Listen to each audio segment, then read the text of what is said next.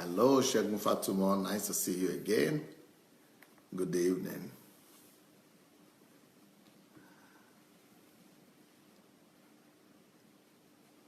Kennedy Festus, good evening.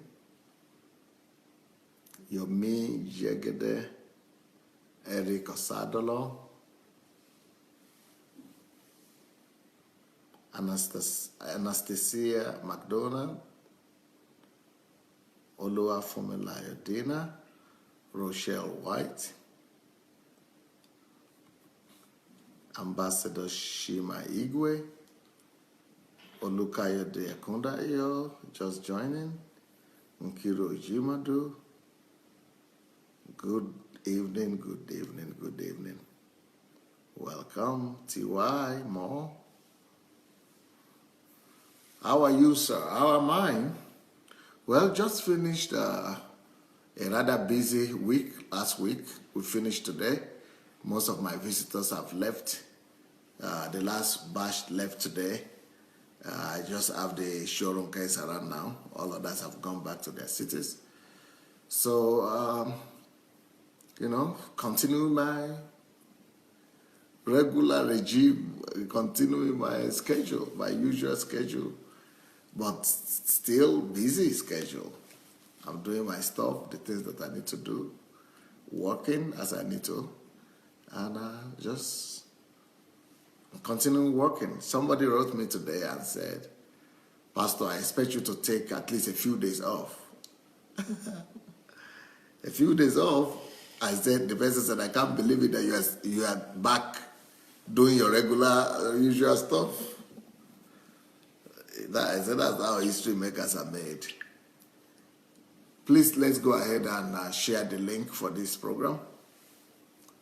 Let's go ahead and share the link.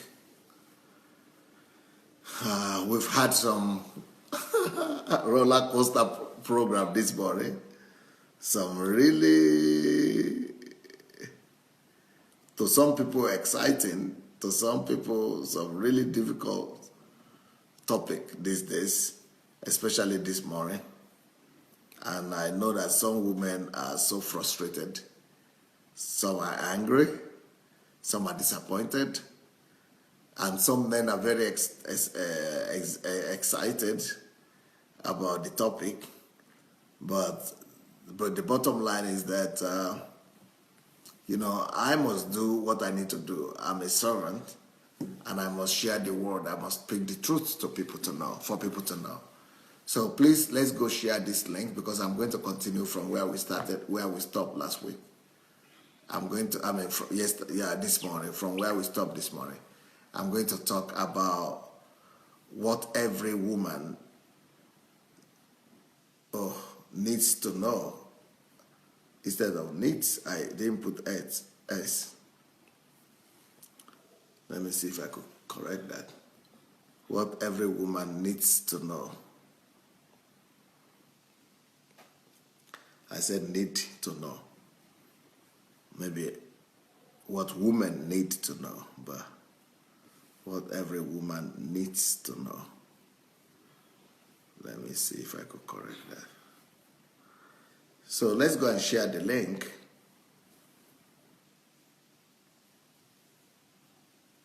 And I'm going to continue the topic as we started in the morning. Okay. Yeah, I think it got corrected, right? What every woman needs to know. It should be corrected now. So let's go ahead and share the link, and please write your impression.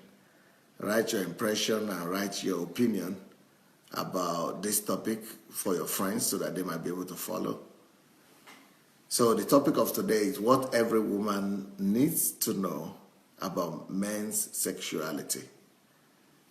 About men's sexuality. What every woman needs to know about men's sexuality. Okay, so what do we say about men's sexuality? Huh? Let me read for you what I read, what somebody wrote today. A lady, of course. Let's read Okay, first of all, before I read what a lady wrote, let me read what the man wrote. One man wrote and he said, Pastor, honestly, thank you so much for this. Because honestly, not a lot speak on issues concerning manhood. They raise the topic of marriage. Man are thinking in their mind that they only talk about marriage in general terms. But they don't talk about manhood and the nature of man. That not too many people talk about how the makeup of man, the nature and the demand of man. So men are forced to play along. Men are forced to play the role of, these superheroes that, is created around them and for them. And men are playing along the role that people expect of them. And they are living double lives, double standards, not hiding their sexuality and who they are. So it was a great joy that they could hear that somebody is actually helping us put in words what we go through on a daily basis, that we cannot even talk about to our wives, that we cannot even talk about to our family members and things like that. So my question, though, to the woman is that, what are your expectations about why are women so disappointed? Because women are so disappointed at this topic. Let me read some of the comments that the women were giving, what some women were saying about this my topic, and what they were saying about the men. See, one of them says, men are dogs. This is on my platform. This is what somebody is saying. Men are dogs. They love so many women at the same time. So their love is shallow. They are simply dogs. So this is just because she got to know about the nature of the woman, of the man, and about how the man's sexuality is built up. So women are struggling to reconcile with this. So women are saying men are dogs. And this idea of men are dogs is not just coming from African women. Maybe this is an African woman saying that. But do you know that women in America say the same thing? Do you know that? Women in America say the same thing, that men are dogs. Do you know that women in Spain say the same thing, that women are dogs, men are dogs? Do you know that women in Europe, European women, say the same thing, that men are dogs? English women say the same thing, that men are dogs. And everybody in all culture, in all nations of the world, people are saying men are dogs just because of their sexuality. Now, so my thinking is this. Why is it that women don't question themselves and say, are they just dogs? Is it just possible that all of them are just dogs and bad? Or there is something we don't know? Or there is something about their makeup? Or there is something that we need to understand? And so, when you begin to question yourself, so I'm saying, okay, if you are saying men are dogs, why do you marry them? Why do you still go and put your life in the hands of the man? Or you are thinking, my own will be an exception. So that's why I think that we still need to examine more the role of men's sexuality. And we need to help the woman know something about men's sexuality. So that men are dogs is absolutely wrong. I don't think men are dogs. I think we need to put this in perspective and try to understand what is working for men, and what is working against men, and how to put that in perspective. So, is it that men are dogs? I'm a man, and I beg to disagree. Now, someone else is saying here, And this kinds of proof the argument that men are dogs. And let's hear what this person says. This person is saying, she's a woman, of course. I knew this, that men are like this to some extent, so I was prepared for it when I married. But having him, probably the husband, having him sleep with my cousin was a big blow. So I knew men are dogs, or I knew men have problems. I knew men are promiscuous. I knew men do awkward things, but I was not prepared for the fact that he would sleep with my cousin. So now, one thing that women are struggling with by saying men are dogs is that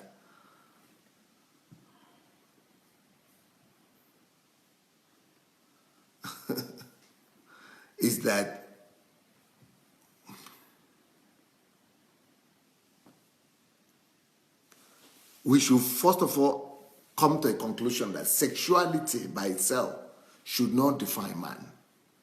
Man cannot be defined only by sexuality if we really want to be objective. Okay, for example, another case, I was talking to another person today and was saying, this man is just a useless man. I said, what makes him useless? This man, for example, was one of the leading individuals in his country. He was one of the top 3 leaders of that country. Actually, the 3rd most powerful country of his country. Yet, some people are saying that this guy is just useless. So what makes him useless? Because, and the wife is saying, let him just be paying the school fees and be of the children and taking them to school and university, sponsoring them and pay for our expenses. That is the only thing he's capable of doing. So it's useless, but it's not useless enough because he's having children all over, but he's paying for the school fees of all the children, sponsoring them, just like we have a man in our country they call Abiola. Can you readily call Abiola a useless man? Because he had all the children everywhere, but sponsoring them, responsible for them, taking care of his wives or his women and all that.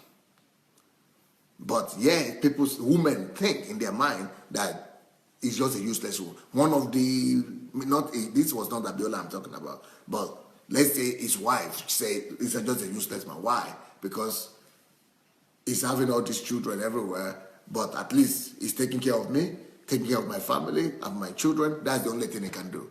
So will that be fair to say he's useless just because of his sexuality?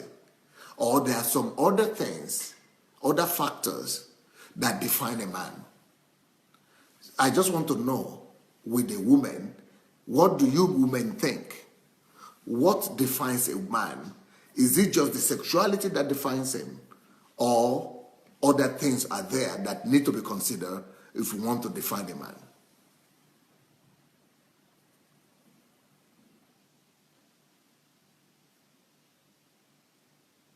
I can't see the answers yet. Well, so if the only thing that you want to use to describe or define a man is his sexuality, then you could say men are dogs. But if you want to go beyond sexuality, then it's difficult to call men dogs. Okay, since I'm not getting any answer,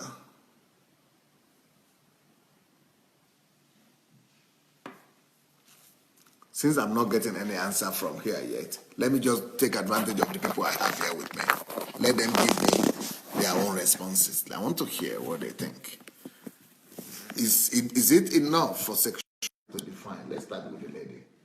For sexuality to define a man, if he's, if he's a man or not, or if he's useless or not, or if he's a foolish man or not, or if he's dog or not, just by sexuality?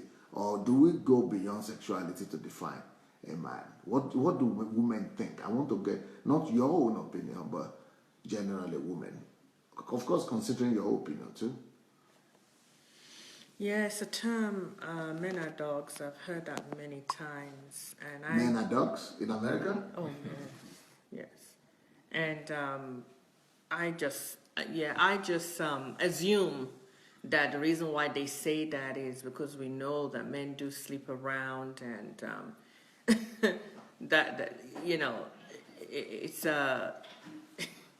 it's a great pain for women, to experience. And I feel like the feeling of disappointment and hurt is why those terms are used. I'm saying that the presentation that we are getting now about the nature of man, we're getting more information than, at least for me, that I have ever heard. My hope and my delight is the fact that men are responding and saying, yes, it is our nature. This is how we are. And so the next thing that I'm looking at is for us women on this platform to ask questions that, if that be the nature, what should be our response? I would say that number one response would be, if we have daughters, if we have sisters and, preparing to get married, this should be something that should be shared to them, so they don't have an illusion of who a man is. From what you want a man to be, what I want a man to be, to what nature a man carries. A woman also carries a nature of her own. I'm sure if we asked the men, when you were marrying, what did you think the nature of a woman was, and what did you find out when you got married? It's like two different things. And knowing both natures, the nature of man, now we get a chance, like I say, to sort this thing out. But I would say to women now on this platform that if there be some deep questions or even issues of discussions, this is the time to do it. Put it out there, let's talk. And then for the men, as many of you who, are have overcome or overcoming this nature that we are describing, if there's ways that you've been able to have integrity and be the man of your wife's dreams, give those tips out on this platform. Because what's going to happen is that we really don't want to call ourselves names. We don't want to call women, you're all prostitutes, and we don't want to call men, you're all dogs.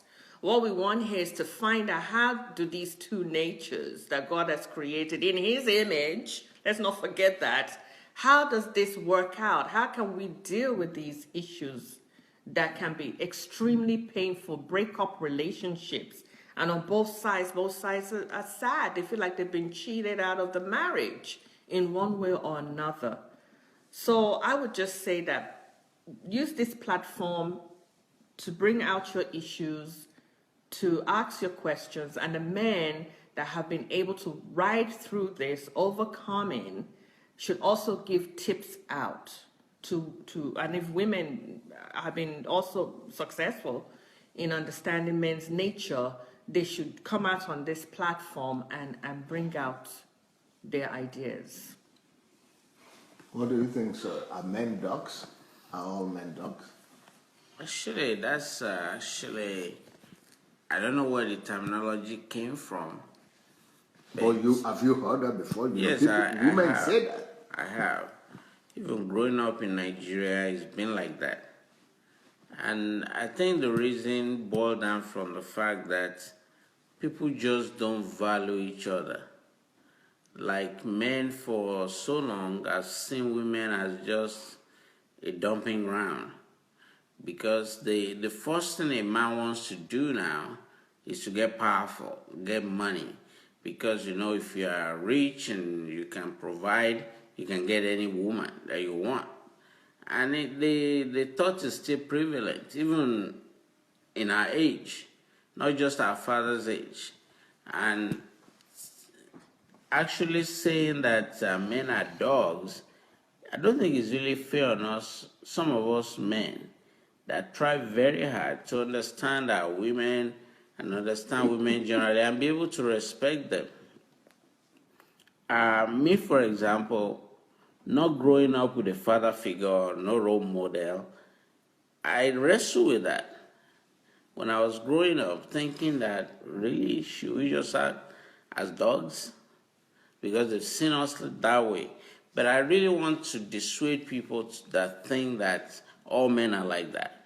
There's still a very small fraction of men that still believe and have integrity, believing that their body is the temple of the living God.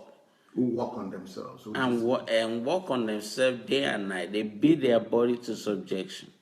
They literally want to take their eyes out if it's a wandering eye. So really defining all men as dogs, I don't think is fair. The gentleman that you were talking about the fact that, let him just pay the bills, actually drives home the point that men are making why they act like dogs. Because if you keep a dog around, just because he can pay a bill, are you strengthening that dog to continue to act like a dog? Or you want to really examine yourself and figure out, do I really need this man around and keep empowering him? Okay, the fact that he's able to pay his bills and the bills for the children, taking care of all the children and taking care of the wife, is that not a show of character enough? Or for the woman, that doesn't count? It counts. I mean, you are saying it counts for the it man. really counts. But that does not still excuse the fact that the woman just said, okay, I'm going to tolerate him. I think women need to speak up and really challenge your men that, listen, this kind of behavior, why did you marry me? This kind of behavior is not, let me help you. If you need sex, tell me. Well, let me tell you a secret in our family. I'm very busy. And sometimes I will just forget to even get down with my wife. And she will tell me, honey, it's time to make an appointment. When I hear that, I stop everything I'm doing and I'm all over lovey-dovey and caressing. And if sometimes you have to block a day and I'll just not go to work, that's how you can help your man. Because she's realizing that this guy has been going for weeks. How's he surviving? But I might be busy, I might not have a wandering eye, but she's concerned about me. The fact that, okay, you have not really had a release. Is it time for us to stop what we're doing? That's how you help your man. But is it? What do you say, Pastor Lola? The fact that a man is, I think that is responsibility. That is taking care of his children, his wives, providing for everybody. So that doesn't count for a woman. For a woman, but the woman is still saying he's a useless man. It should count, but I think maybe if you're looking at just the nature of man when it comes to sexuality, and then mix it up with the total nature of a man, which part of it is responsibility for his family, all his children, his wife, and so on. I think sometimes it's all boiled up into one. Even though it's all boiled up together, the sexuality. The sexuality nature of a man is all just boiled up. It's like that the thing that women see? Well, for me being a woman, I think that's the part, because it's such a personal part. It's like, how do you recover from your husband going out there sleeping with women, and then he's taking his responsibility, is helping the children out and the wife, but for a woman, that doesn't count. It just, it counts, but it's like you have to let it count. You have to convince yourself that. You have to convince yourself as a woman that, well, at least he is. But it's not something that's a woman easy wants for a to, woman, huh? yeah, a woman wants to say, well, yeah, sure, he does sleep around, but he's taking care of the kids and me. Or most women will pound on that woman if she says that. But yeah, we do have women like that they've just decided, you know what, as long as he takes care of the kids, he takes care of me, he can go ahead and do what he wants to do. So I think that the nature of man is not just the sexual character that we are talking about now. To be honest, I like the balance that you're bringing into it, is that you also have to look at. Are we not supposed to judge every human being by their character, by the content of their character? And what's that? Rather than by focusing on just one thing. That content of character means how he relates to people, how he relates to God, how he behaves, how his service to the society, to the community, his kindness, his heart, his responsibility, his judgment, and many other things. So, for example, if a man like Schwarzenegger, who came from nobody, from being a refugee or an immigrant in America, goes ahead and becomes a champion, becomes a movie star, make a great career for himself, and then he becomes the governor and all that. But he had that failure with his wife or with his something. That is part of it. You cannot avoid it. But the wife will come and say he's just a dog, so it's not worth it. I think, Huh? I think what you mentioned. You didn't finish The issue of men's unfaithfulness to a woman is so personal. It's so deep. Even if he pays for everything, that hole to be healed is going to take a lot. It's going to take a lot. We can look at it and say, well, at least it's better is taking responsibility of the home, the wife and the children. But we're talking about the wife, we're talking about the woman. She's wounded. She's a wounded soul that, how does she get to her whole self again? For some women, it's pain forever. For some women, it's pain to their grave. They will try to manage the matter, but it's like you talked about, diseases begin to arise within the body as she's trying to take it.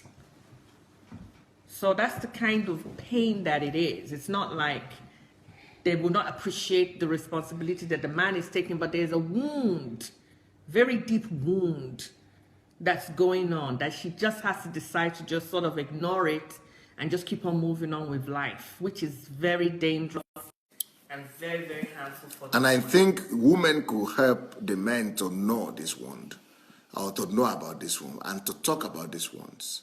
Yeah. The men don't know about these wounds. I can believe that. They don't even know what it seems like. Yeah. But for they could men, see her crying and just try to imagine it, but they don't experience it. No. You could imagine that? I can imagine that they wouldn't understand unless women talked about it. And like you were saying, you've been encouraging men to listen to their women. And if they listened more to the women will begin to reveal these things. Remember, she's not just going to say, she's going to want to believe that you are listening and that she's trusting you to be able to comfort her at her hurts. But that wound, men should know about it. It lasts forever. For any man that has a mother that has gone through their father having many wives or sleeping with many women, I think maybe men can relate, remembering the hurt that their mother went through. And a lot of these men end up really just loving their moms and taking care of their moms because they understand the sacrifice that their mother made to stay in the relationship just so that they could grow up and have a family. I think maybe that's the beginning for men. So what makes the ladies keep on going to marry them if they've seen that pain? Or they Isn't want that because amazing? they didn't experience that pain? we all believe that we are going to find our Prince Charming, and the approach is like a Prince Charming. A man is coming to say, I love you, I'd like you to be my only woman. And in our hearts, the way that we are made, our Prince Charming has come and we're going to work things out. That's the belief. We're going to work things out. You know, and then there are some other women who are aware that they, you know, before they get married, that their, you know, boyfriend do sleep around, but they believe that if they get married to him, that will stop. So but what about, so the ladies don't really know the creative nature of, I mean, not the creative nature, the seeding nature of the man. That men carry seeds and they plant these seeds. So nobody can guarantee for anybody. Even that man cannot guarantee what will happen in his own life. I mean, I believe there are some women that know, but probably they'll be very, you know, small in number. As far as the nature of man, I'm not too sure that people are learning it the way that we're learning it on this platform here. And like I say, with the men being on this platform and responding, I think it's the greatest help to realize that, yes, this is an issue. Women, you need to know about it, and we need to discuss this so that you're not unaware. You know? So is the sexuality enough a reason to say it's a dog, or its character counts? I mean, I can't say that it's like it's enough, but I'm just saying that it really blows everything away for the woman. It really just, it's so personal. It's so personal because you're expecting that your prince, he picked you because he finally decided that this is the person that I want. I'm going to be with you forever. I'm going to be faithful. And then it doesn't happen. And like we talked about, the feeling of I'm not good enough, the feeling of the other person that he's going to meet is better than you. Those kind of feelings all begin to arise, you know. So it's not easy to deal with. Doctor. Well, for that statement, we need to really digest it. If you look at... A man is a dog? Yes. How dogs mate. I actually observed one in my neighborhood. Two dogs were going in opposite direction. One turned around and started sniffing around. I started mating with the other dog. And I was like, is that how they see us? That we just go around the neighborhood and the first lady that opened her legs, we just jump in. It's actually more than that. Sexual sin is very complicated. Men are very deliberate before they get into the act. You know, you have to find a hotel, you have to find the lady attractive. That's what makes it, women need to understand the fact that it's a deliberate act. Because we don't just sniff around a dog and then get into one corner and just do it. You got to find a room, you got to make plans, maybe take her to dinner and all those things. In the past, I used to think that women are to blame before I got married, that women probably are not satisfying the man at home. But the more I know, especially in medical school, the more I realize the fact that our sexual organ is so sensitive and so that just looking at a pretty lady, we can just get aroused. And I was like, why is that? Why is it so connected to our senses? A female may smell nice and we just say, okay, it's time to go to bed. But it's getting to the point where women also need to realize that men are not just dogs that just walking down the street, see a lady and just said, okay, I'm going to take this person to a hotel and sleep with them. It's not that. There might be situations where people get attracted and they start walking in close proximity and then they develop things and the lady is ready to go with the man. But to just generalize every man as a dog, I don't think. But the fact that he's paying the bills and he's taking care, does that count, or does his character count to describe the man, or it doesn't count, just the sexuality? In this case of men are dogs, when women say that, they are not considering any other thing that you did. They are just talking about that act of sexual acts. But would that be fair though if the man is as accomplished as like Abiola or Yes, like other yes, people? it will be fair. One of the characters that make a man is not how many holes you stick your thing into. What makes your character? You mentioned it. You said the fear of God. If we don't have that fear of God, everything else just falls apart. What constrains us in everything we do, whether we want to be motivated to go and be a provider for our family, a protector, it still boils down to that No, we are one. talking about general men. There are even some religions that allow it. So that's not talking about fear of God now. Because even in their religion, fear of God needs to even have more. And then there are some people who don't believe in God. We're just talking about the nature of men generally. Well, I've only known two religions, Christianity and Islam. Islam, I was born into Islam. And even then, the imams, they will have to go marry the lady if they feel sexual urge towards them. Even though religion allows them to marry as many as they can take care of. Just a minute, please. Davida is saying paying the bills has nothing to do with sleeping around. Sleeping around is simply wrong. Yes, we are not saying that sleeping around is right. We are just saying that does sleeping around, does justify calling a man dog. So what we are talking about is that the man is a dog. He's not paying bills. We are saying that is it a dog? He's paying the bills, yet it's a dog. He's doing all other things. He's getting success in his business, yet it's a dog. So what we are saying is that he's sleeping around alone, the reason that qualifies him to a dog. Not sleeping around, not paying the bills makes him a dog or not. Yes. Yeah, well, let me help Davida by saying that it is absolutely right to call a man a dog. I don't care how many millions they have. If they cannot control themselves sexually. You see, my study, personal study in life, I found that that's number one reason why great men that God has already anointed to be great men never become great men. Because they can't control the sexual urge. And you find yourself every day putting your body under subjection just to attain to the heights. There was something that Pastor said that resonated with me. I realized that when I'm very busy, I have a lot of beautiful ladies in my practice. I love them like a sister, but I've made my decision that I'm going to treat them like a lady. Even if they are single, if they are available, I don't really care. In fact, I will introduce them to my wife to make sure that they know that this guy is married. One has asked me before, are you happily married?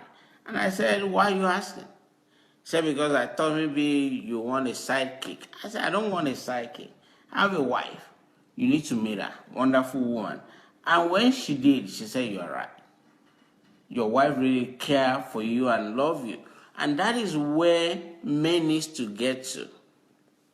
If as a man, I am dating a woman, and she has wandering eyes too, like I found her not being, saying that she was going to go somewhere, but she's not there. I'm going to start thinking that, okay, well, maybe I should go get a sidekick. So what we are saying is that character really boils down to a man making a decision that this is a commitment, it's not an agreement, it's not a business deal. I am committing to the woman that I marry, and period, that's it. Talking about people that really says, okay, I don't have religion, I can sleep with as many women as I... Just remember that spiral thing that Pastor showed us. You are messing with their emotions. You can compartmentalize and just say, okay, I dump here, I'm going to go to the... But look at the wreckage you are leaving behind. And that's why they call you qualified to be called a dog. I totally support men that are... I don't care how many millions they pay in bills. If they cannot control their sexual urge and just have a sexual partner, I think they are qualified to be a dog. That's just my opinion. Okay. As eloquent as doctors' arguments are, I'm sorry to say they are wrong. Because if you say that the great men that become great, the thing that stops them is promiscuity for men. You cannot back that up either by somebody is even say, really nigger? Someone is abusing us already here. I'm going to block the guy. It's not confirmed. It's not, even if you go by the scriptures, the fact that men have many wives or many women didn't stop them from becoming great. Talk about David, talk about Solomon, talk about other men, people that were great. So that conflicts that one right there. Secondly, look into our world today. Most people who are faithful to their wives are just Christians. And they are not the greatest of all men. Some of the people who are greatest and famous and all that, they are people who live their free life the way they want it. And even look at Islam, where some of the richest men now are coming from. They have 2, 3, 4 wives, but that doesn't stop them. So even though there is a truth in that, in what we're talking about, but I think we should rather base it on the fact that the Word of God is against it. It's a sin, and sin will land you in hell. Sin will take you to hell.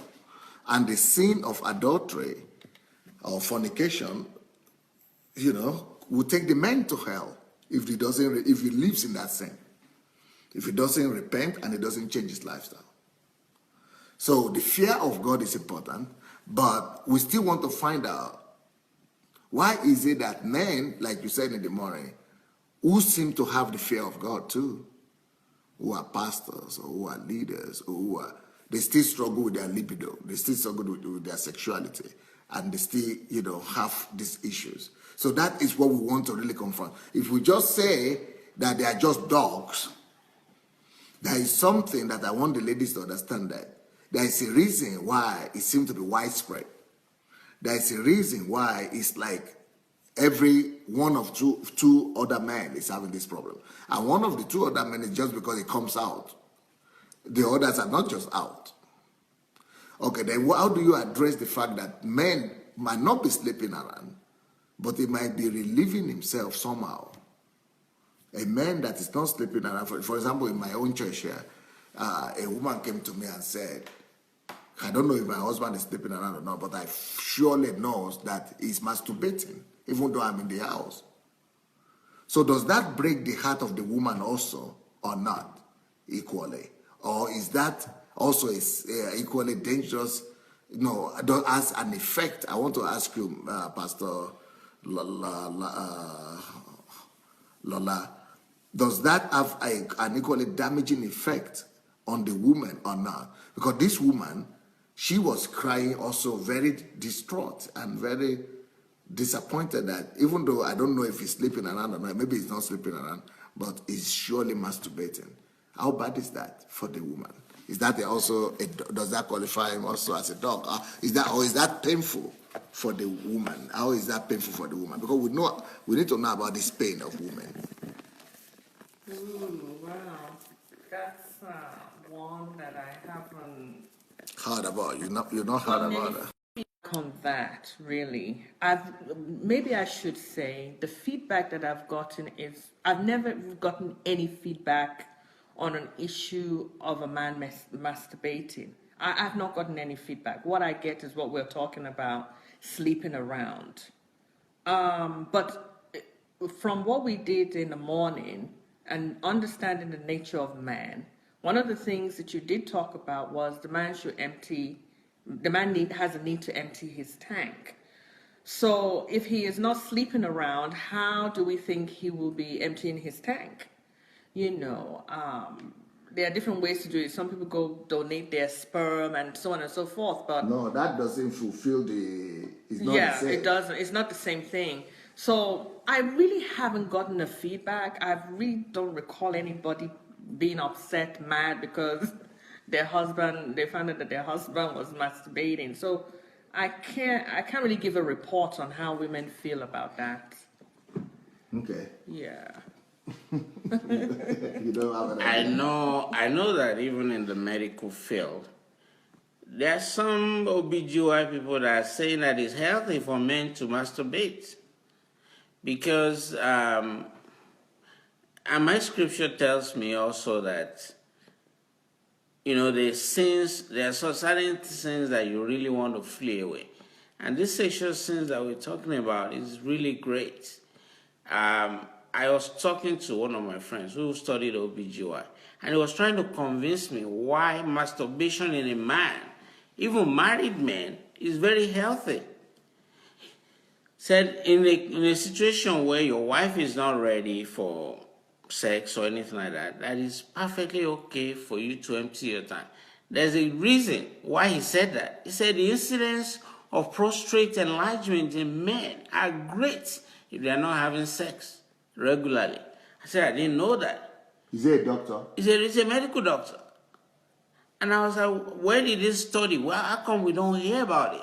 He said, yeah, they are still doing the study to see whether there's something with prostate cancer and men that are not really ejaculating frequently. And he's saying that the initial studies is showing them that a lot of men are going to end up with prostate cancer or prostate enlargement because they are not getting regular ejaculation. That's why they are now preaching, men, if you can't find a woman, go and masturbate. Because it's better for you to masturbate rather than die from prostate cancer. I still don't know. The jury is out on that. But my opinion basically is still that somebody was asking one of my classmates, hi, Buki. She's the lady that actually led me to the Lord. I really admire her a lot. She's on this something. She's just on the platform asking, how do you define greatness? Buki, there's no man that is great in my book if you continually sin. I don't care how much you have. It's not about money. Money, we can't go to heaven with it. Greatness in my mind is how much impact you can have on people and how less you can actually do the things you know.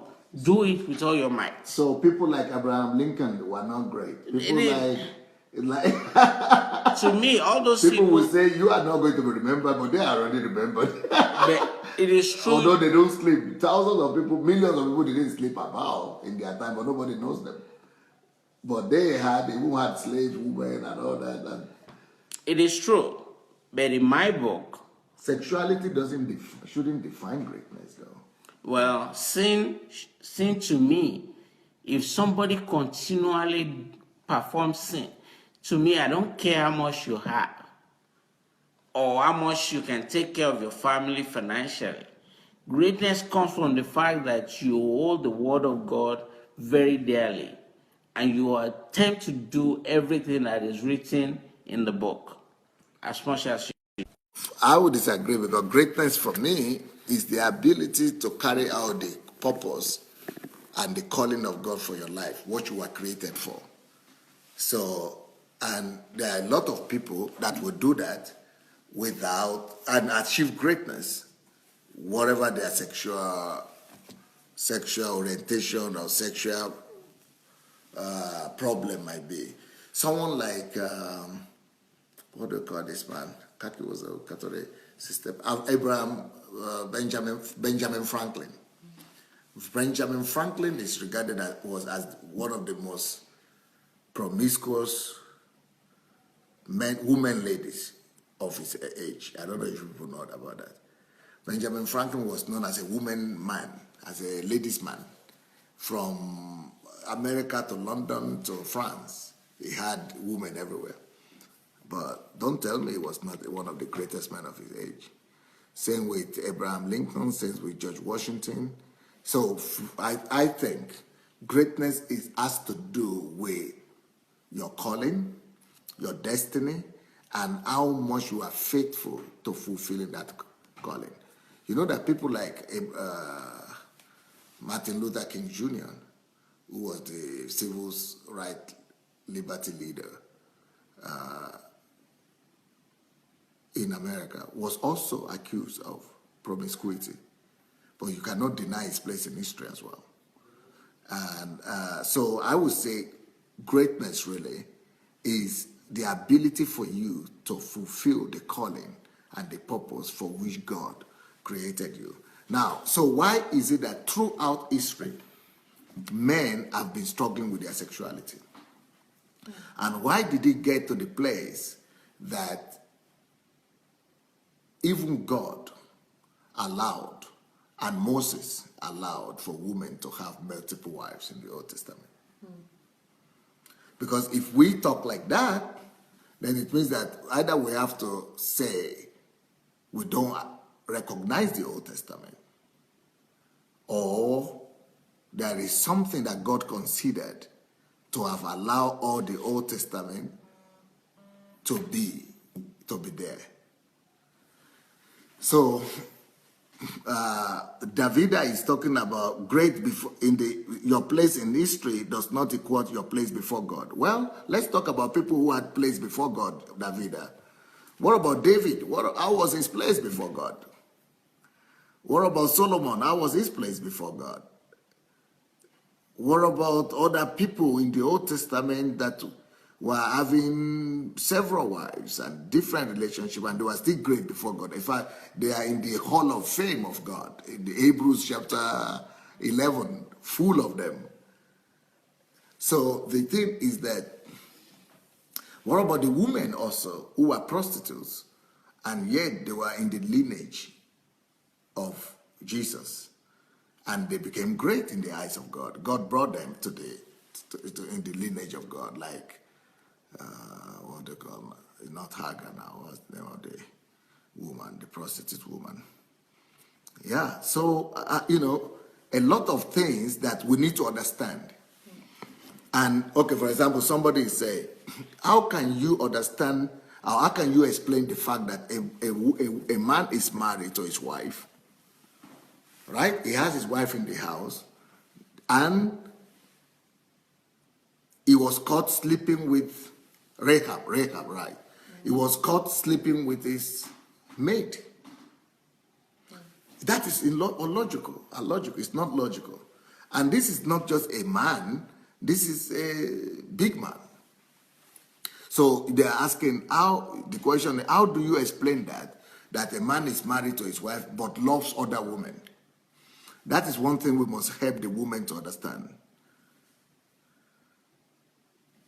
Listen closely, everybody here. The nature of man does not allow him, no, how do you say it? Okay. What you are saying is that because he's married to the wife, the fact that he's married to the wife and involves himself with other women, this sister is saying that person that is married and having affairs with other women loves the other woman. That is what I want to correct, first of all. The fact that he's having affairs, the fact that he's sleeping with other women doesn't mean he loves them. And that's the point we are trying to make in the morning. For a man, sleeping with the maid or sleeping with other person, even getting them pregnant, doesn't mean he loves them. If you know the nature of men, the way men are built, sex doesn't equal love. It could be an expression of love, but it's not always sex. It's not always love for the man. The fact that he slept with other women doesn't mean he loves the other woman. And what I've said in the morning, if you did not listen to the morning session, you got to listen to it again. If he keeps on coming back to his wife, it means he doesn't love those other women. He's just using them. So what I would like the woman to understand is this.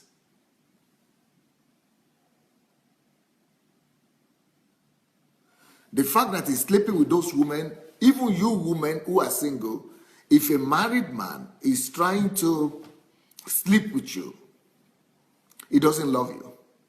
The only thing the man wants to do is to get sex. But that doesn't mean he loves you. Men need sex. but they only love one. They have sex with others, but they love one. They could love more. Men have the ability to love more. But if he's coming back to one at home, the one he's coming back to the house, is the one he loves. And those other ones he's sleeping with, they shouldn't live in illusion that he loves them. He doesn't love them. He's using them.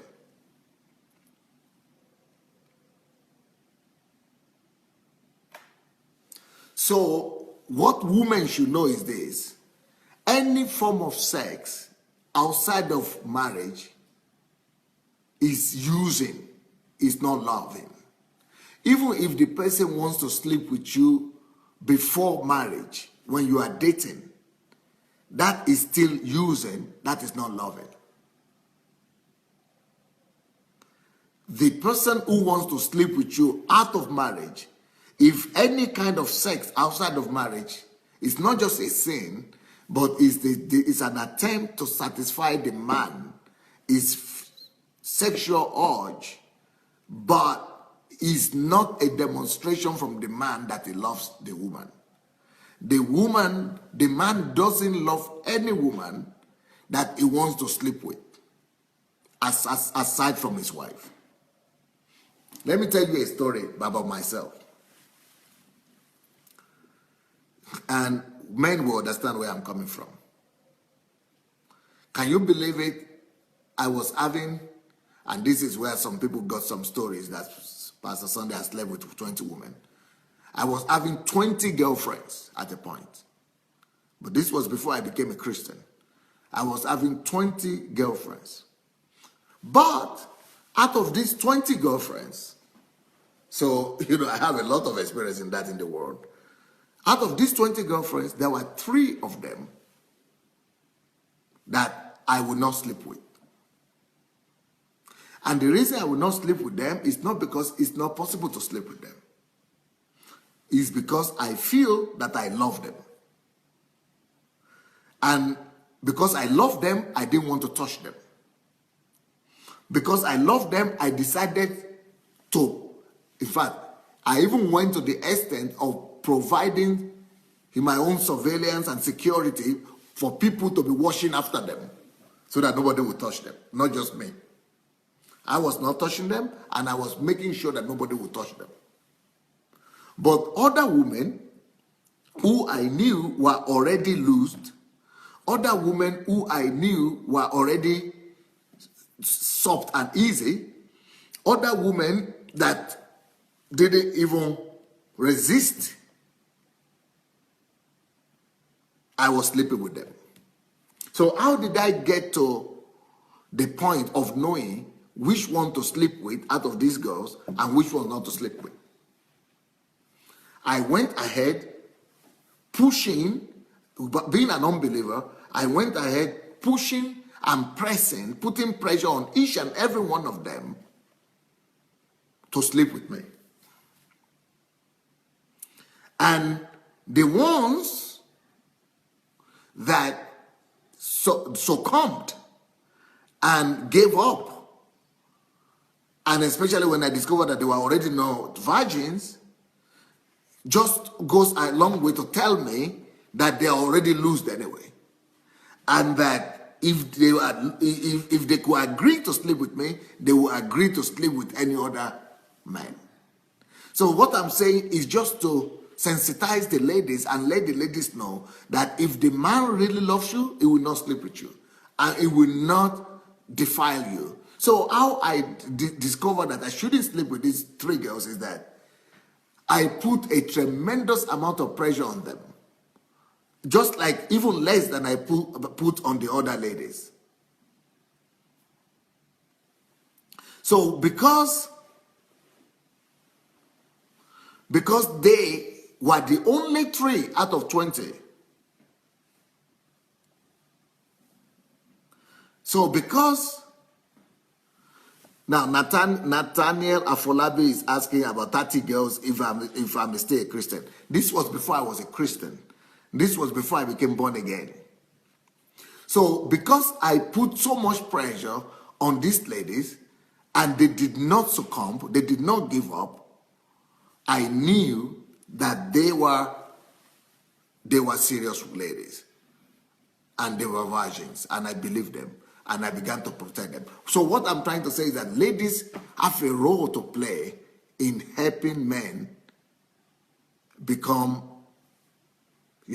honest and become pure and, control their libido and sexuality. Because women that are readily available, they also encourage women. They encourage men to be promiscuous. Now, of course, I didn't end up marrying any of the good ladies because I got born again. So I came to God. I left everybody. So the next thing I received here is this.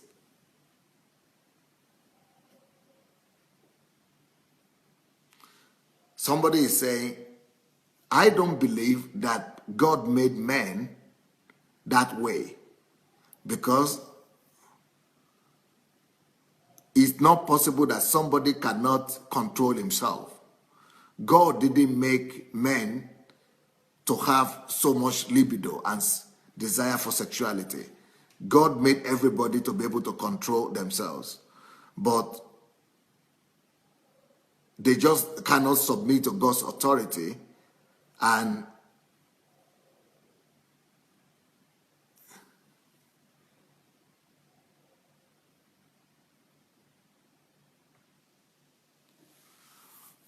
because they cannot. Okay, Davida is saying, men stay in marriages when they are sleeping around because they need to be married to someone for their status in the society. Some stay married because of convenience, not because of love, which is true.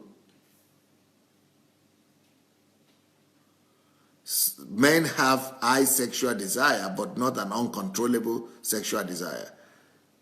You see, people like Davida, who already know from A to Z about women, about men, there's no way you can tell them anything otherwise because they already know. You see, that is we have our stereotypes. People have their own stereotypes and they cannot even consider the possibility of any other thing. The fact that a man had an affair or is having an affair doesn't mean that he doesn't love the wife. It's not true. Like I've shown to you many, many times. I'm going to show you again. Men are built differently than the women. It's possible for man to love one woman, the wife, and still have an affair. That is just their build-up. And I have shown you this so many times. You don't have to believe it, but the life around us tells us the truth of it. There is no other explanation. If the only explanation you have is that they are just promiscuous, they are just silly, they are just loose, and they are just not serious, they just want to sin, you will find out that it's easy to just condemn the whole world like that. But the fact that men need discipline, yes. Men need the fear of God, yes. But see this picture?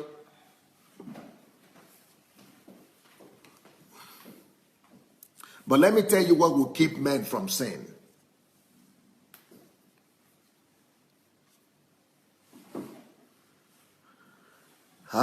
See this, let's say this is the body of the man, this is the heart, this is the emotion, feeling, and this is the mind. The fact, anything that is happening here to the body does not necessarily affect here, until it wants it to affect it. But for the woman, everything is together. So what I'm saying is that a man can be having sex physically and not even be in love with the person. And at the same time, in his heart, he could be in love with another person. You might want it, you might don't want it, but that is just the fact. He can have sex or do anything in his body, but not love. His heart might be in another place. Because, as I said, a man has what we call his sperm bank, and he releases it from time to time. He might release it through sex. He might not release it through sex. Some people are addicted to pornography, and that is how they release their sperm bank, empty their sperm bank. Some people do masturbation, and that is how they release their sperm bank. But for the men, one way or the other is got to release. So what is the key for the men? That's what I want to get to. How can a man not get himself involved in extramarital affairs? How can the man not get himself involved in masturbation? How can a man not get himself involved with pornography? 3 things. And if you look at statistics says that 98% of men have been involved with masturbation or pornography. It's just like all of them, 100%. So why is this possible? It means there is something there. And I'm telling you, that is having to do with their protruding nature. Men have the protruding nature, and they've got to do something about it. Even if they're not sleeping around, some of them might be watching masturbation. What do you call it? Doing masturbation or watching pornography. So what is the way out? The way out is this. The way out for the man is, number 1, busy. But the fact that the man is busy mentally is not enough. The man has to be busy physically. Number 2, the man has to live an active life, and especially be involved in sports. That might be able to reduce, but that doesn't remove his nature. Thirdly, the thing that might be able to help the man, he needs to have an understanding wife. A wife that will be there for him almost all the time. And we know that it is not possible for a woman to be ready 100% at all times. Because at least once a month, a woman is involved in menstruation. A woman is having a menstruation where she cannot have sex. So what happens when a man is having menstruation and a man needs sexual release, or a man needs to release himself and to empty his bank, like we say? There is a way out here. Somebody will actually ask me the question, how can we help the men empty their banks? Because it is not possible for a woman to be ready 100% and every day. Not just the menstruation. A woman might be having menstruation. A woman might be having bad mood. A woman might not be in the mood. A woman might be having mood swing. Maybe they just had an argument, or maybe they just had a disagreement, or maybe they just had a fight, or maybe they just had a quarrel, and it will be equal to rape if you go and ask a woman for a sex and have your way and force her or make her to have sex with you when she's not in the mood, or when she just had a quarrel, or when she just had a disagreement. You cannot do that, because that will be tantamount to rape. And that is why in Europe now they call something rape in the family. So how can a woman then still help the husband? How can a woman still help him to release if he wants it and she's not ready? That is where maturity comes into play. That is why maturity comes into play. Because if a man really is pressured sexually, wants to release, and he cannot, and or the woman is not available, you know what most men do? They go to the toilet and they still do it anyway. Or they go and go into the computer and they still do it anyway. So women must be wise and use old woman's trick. What is the old woman trick, which I want to teach you today? How can you help your man still be sexually fulfilled, and despite the fact that you are not ready? Now, anything I will say concerning this topic will be criticized, and people will tag it and give it any name, and begin to say that is perversion or that is wrong or something. But if you are smart and you know that you want to help your own husband, and you love your husband, and you want to prevent him from going somewhere else, or running about or being addictive to pornography or masturbation, be smart, woman. As a smart wife, tell him, I cannot do sex now. I cannot, tell him that you cannot be intimate now. You are not in the mood. Just tell the truth.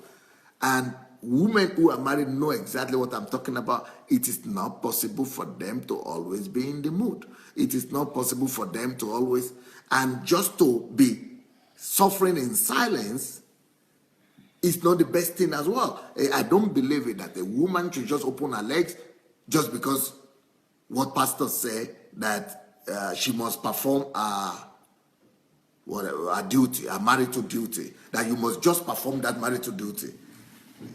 A woman shouldn't be killing herself just because she wants to, to do some marital duty. I think what should be done is women should help the man, because let's find out what is primary on the mind of the man. The primary thing on the mind of the man is for him to release, just for you to know that. He's not thinking about making love to you, like like when you are in honeymoon. First of all, sex to the man is first of all to release that pressure. There is a pressure that is on him, and he needs to let that pressure go out. He needs to let that pressure out. You must know that as a woman. A woman must try to understand that. And if you are mature enough to understand that, then you know that what he really needs might not be the penetration right now or the sexual act right now, but just a creative way to help him release. And once he releases, he gets what he needs. He doesn't need too much. And that's why men think that they don't need too much. Just help them. So if a woman is smart, and a woman could just help him to release, for some men, it's as simple as just for the wife to allow him to hug her. So if you are a woman, you just say, come and hug me, or let me hug you, or just come and hug me. That might be enough, it might be enough a help for the man to do to release and let himself go. Or in some cases, it is enough for the man just to come and lie beside the woman, or to just lie with the woman. That might be enough for him to finish. And when he finishes, the pressure is gone. Somebody is asking here. So, what happened to self-control, Pastor? What kind of pressure is that? Are they fuel pump? Okay. What happened to self-control?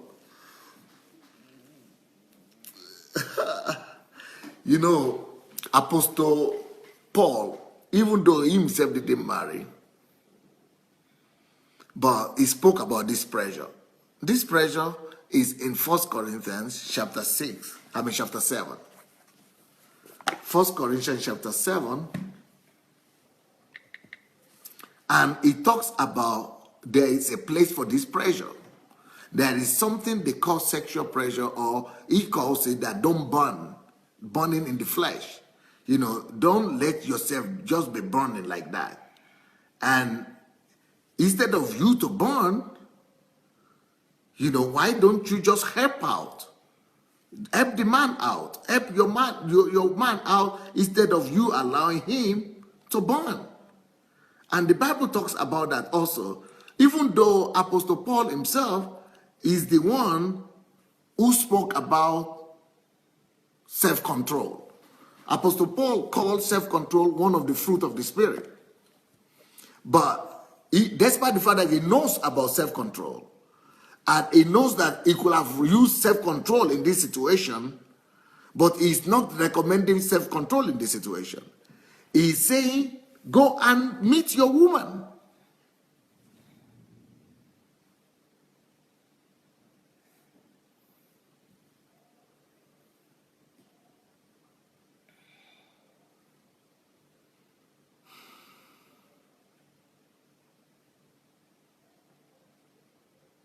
See, 1 Corinthians chapter 7 verse 36. But if any man thinks he is behaving improperly towards his girl or virgin, if she is past the flower of her youth, and thus it must be, let him do what he wishes. What he wishes doesn't necessarily mean sexual intercourse. But what he wishes is to relieve himself. What he wishes is for himself to be relieved. And the Bible says he does not sin in that case. Let him marry. So, yes, there are situations when men are able to control it. So what happens to self-control? Let me tell you what happens to self-control.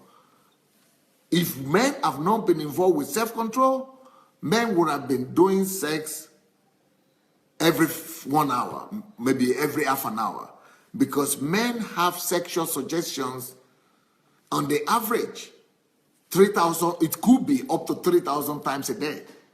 Suggestions, ideas. It doesn't have to be, but in my own understanding, from my own experience, I know men will have at least 3 to 5 sexual times suggestions in a day. 3 to 5 times sexual suggestion. So why is it that he's not doing it? He's not making love. He's not sleeping around 3 to 5 times a day because he has self-control. He's having self-control. It is thanks to self-control that he's not coming to meet you at work and he's not coming back from work to do all that. But when he's controlling himself the whole day and he's hoping that somebody, maybe the wife, will help him relieve that pressure. So why pressure if he could exercise self-control? He's been exercising self-control. Can you imagine yourself exercising self-control on 3,000 times a day?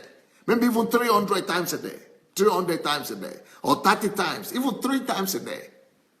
For men, it's much more.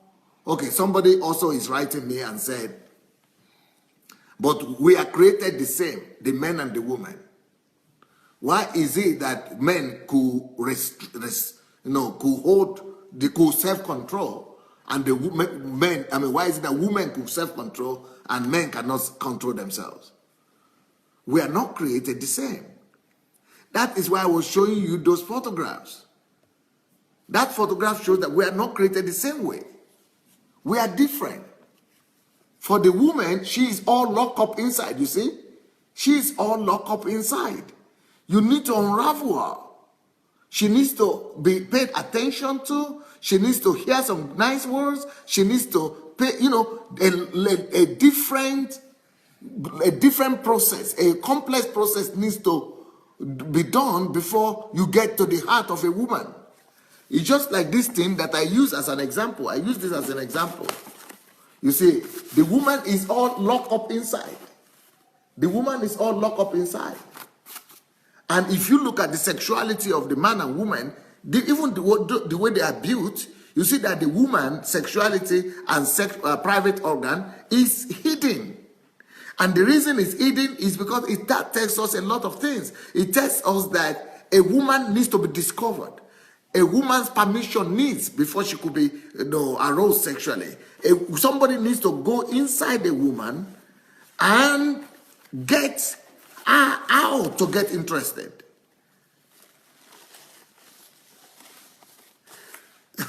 Somebody needs to go and get inside her and get her interested through attention, through love, through all that. But for the men, Katerina Adamoleku is writing, Pastor, men who think 5 times a day about sex are not busy. They need medical attention.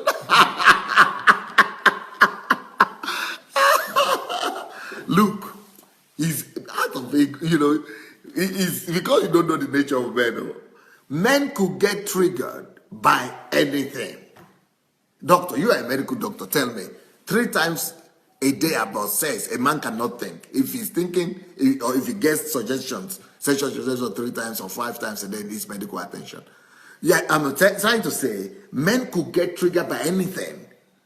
If he's busy, he might be busy using his computer and see a picture, or just remember some film he has watched before, and anything could come up in him. Well, let's see what doctor will say about that. Does he need medical attention? Well, I don't think he needs medical attention. I know being busy is a good distraction. For me personally, I always remember that devil finds work for him. Yeah. So I'm always busy. I do, yeah. I'm always constantly busy. My wife knows this about me. If I'm not home, I'm in the office. Because I own my own business, I spent an average of 10 to 11 hours in my office. In fact, sometimes she will call me and say, honey, dinner is ready. Then I look at it, I was like, oh, I need to go home. I keep myself so busy that I don't have time to be going to parties and be seeing girls and things. I have enough temptation on my job. When ladies will come... Is it possible to have temptations 3 times, 5 times a day? Oh, yeah. I mean, when you are in a position that I find myself, people look at me as successful black guy in a white world, or he has his own practice and things. So for a man, that is possible. Because the ladies can't understand that. How can you have temptation in 3 times or 5 times? It could be just you seeing the knee of a lady, the skirt rides up, and you see fine legs, and especially some of my white patients, they have very beautiful skin. And they will come in with a very short pant. So I have a blanket in my office, and my staff knows that. Once I get up, they know that's a clue. They will say, oh, it's cold in here. Or they deliberately turn the air condition down to make it cold so they can cover the lady. Because those sexual temptations are everywhere. Easy for the men. And you can never find anybody more born again than I am. More spirit, tongue filled, but the sexual temptations are there. You can't take it away from a man. It is there. Even though my wife is in the office with me, they will still be chatting. These ladies will be chatting and giving me suggestions about sleeping with each other and things. So you find yourself as a man that if you don't have serious self-control. What another man is writing here. A brother here is writing, Tayo Stephen. Stephen is saying, Pastor, make you don't argue with them. Don't argue with them. Stop explaining to these women. Stop explaining to them. Leave them alone. Let them keep on arguing. Let them keep on arguing. They might want, if they want to believe, let them believe. If they don't want to believe, let them not believe. Right. She knows that once I start saying, oh, have you met my wife? That means that I want these ladies to know that I'm married and my wife is right next door. My wife's office is right next to my office. In fact, sometimes I'll go call her and say, come and bail me out. Oh, let me introduce you to this lady. There are some women out there that are really looking for good men. And when they see you as epitome of success. You love your wife. Maybe you can transfer it to them. So those suggestions are always there. They are always there. I can tell you personally, if I don't get tempted 8 times a day, I've not started. 8. Yeah. So it's even more than 5. It's more than that. I'm talking about 3-5 times a day minimum for the man. But Sunday, all the people that work for me are women. You've seen them whenever we talk those guys, and they are very pretty. In fact, somebody asked me, do you put them in a lineup, in a beauty pageant before you pick them? They come to work, they deliberately will not wear girdle so that their bum will be, they might just be walking in front of you. You get, as a man, you have to look. You're like wondering, wow, does she have anything under that scrub? But you have to control yourself. It's self-control that keeps us, and the grace of God. I'll tell you that more than self-control, what I've discovered is that in my own office, I went and when I'm in the office, I have a door, but the door is glass. So I put a glass door so that no matter what is happening in the office, all my secretaries that are in the other room, they could look through. So, that's one of the ways that men could fight, sexual suggestions in a day, or, sexual temptations. So put yourself in a place where you will not be alone with the opposite sex.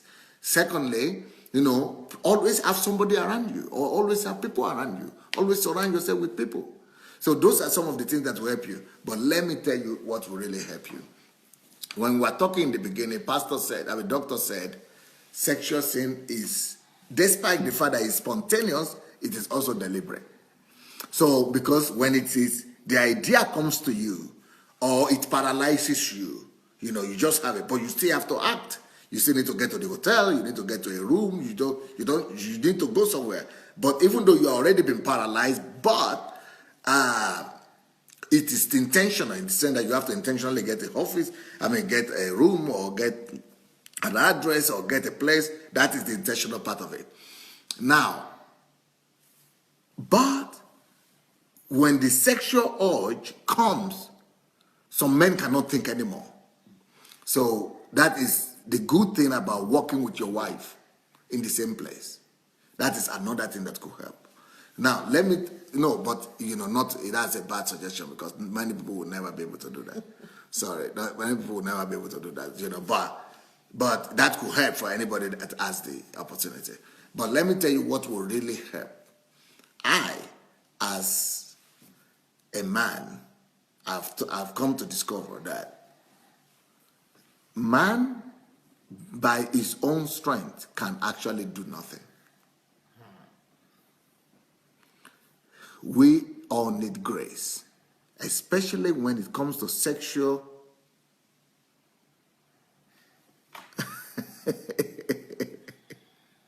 Somebody said, Pastor, can you do a dedicated session for our wives? Anyway, when it comes to sexual sin of men, because of their nature and because of their fragility, men are so fragile. Because like I just told you about sexuality of the woman, that she's hidden. She's totally hidden. She's totally hidden, right? Yeah, you can't say it. You have to go inside. You have to sew into her. You have to go inside to get her. But the man is protruding nature. The man, that's why the sexual organ of the man is always out. Why? Because the men are the seed carrier. They need to plant the seed. If they are not planting the seed, humanity will die off. There will be no humanity. So that is why they have that intruding nature with the pressure under them always to let it go. Always pressure under them to let it go. It's just like going to the toilet, like I said, just to go and piss or to go and relieve themselves. So that's why I will say this. The greatest thing to help a man from falling into sin, it doesn't matter, pastor, no pastor, anybody, is the grace of God. Any man will tell you this. When it comes to sexual sins, you need the grace of God. If the grace of God is removed, there is nothing you can do on your own. There is nothing you can do. There is no way. There is just nothing you can do. You cannot do anything on your own. You need the grace of God to keep you from falling into sexual sin, especially in our world today. You drive in your car, you drive by the time you drive from 1 kilometer, 2 kilometers from your house to your something. You see so many temptations on the road, up and down, everywhere. You go to your work, you go to your home, you open your computer, everywhere you see that. So we need grace. So if you ladies are really interested in keeping your husband and helping your husband through, ask for God's grace upon them. Ask for God's grace upon them. Well, by the way, I want to find out, have you shared the link or you have not shared the link? Let us go ahead and share the link. Let us go ahead and share the link. Let us go ahead and share the link. What I've discovered is that as soon as men begin to depend on themselves, on their own strength, they fail. They fail. So men need to acknowledge their vulnerability. Men need to acknowledge their weakness. Men need to acknowledge the fact that they are weak. Men need to acknowledge the fact that anything could happen to them. Men need to acknowledge the fact that, men need to acknowledge the fact that, they are vulnerable and rely and call intentionally, rely on God's grace. Rely on God's grace. So let me see, what's the time, by the way? Is it 1 hour? Ooh, it's 1.5 hours. I have to continue the topic during the day, maybe tomorrow. Why doctor and pastor are here, the showroom case are here, maybe. So, thank you so much for your time. Thank you so very much for your time. It was nice being with you people. It was nice being with you people, and I hope this has been able to help somebody, despite the fact that I'm sure a lot of ladies are not happy with this topic. Maybe I will not go to it again. Maybe I will just finish the topic today.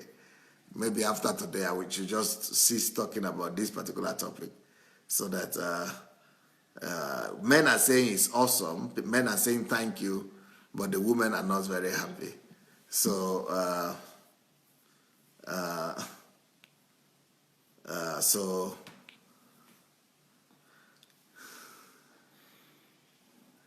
so since women are very sad at this topic and bringing so much sorrow to you, I think what we'll just do is to forget about the topic and go and talk about other differences between men and women.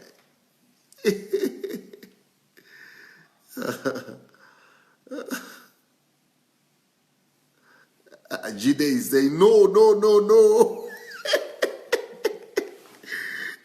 Pastor, women have not finished yet learning. They have to talk more to them.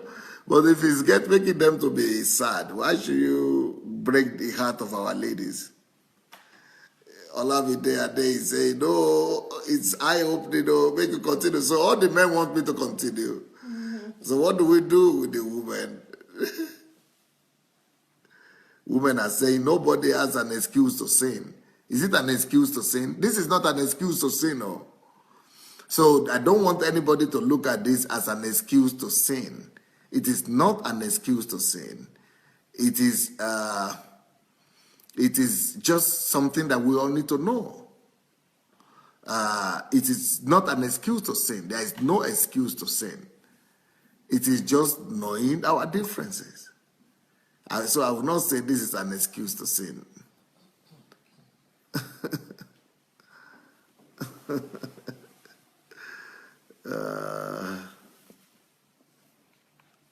All right. Thank you so very much. Have a wonderful day. Blessings. Bye.